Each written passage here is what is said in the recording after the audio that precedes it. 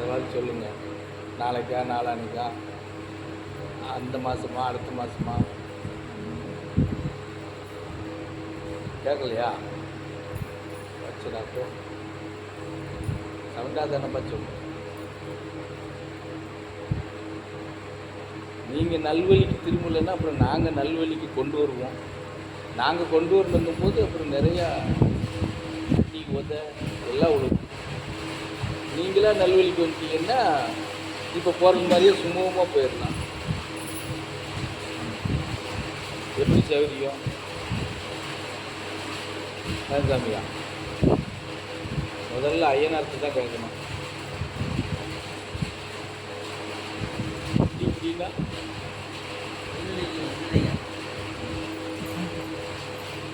நீ வந்துடுறேன்னு அப்படி சொல்லிக்கிட்டு ஒரு 6-7 வருஷம் ஏமாற்றிடலாமா?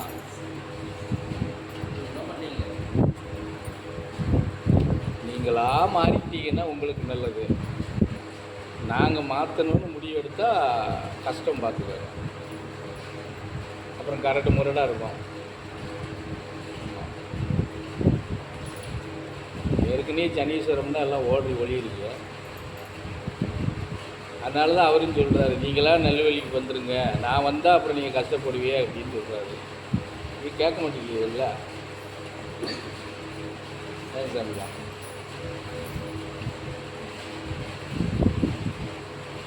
உறக்க வந்துடுச்சு. ஒரு நேரம் உறங்கியுமா உறக்க வருது. அப்பா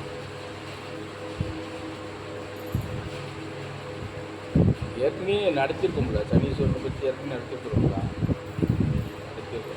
அதுதான் மறந்துட்டீங்க எல்லாரும்.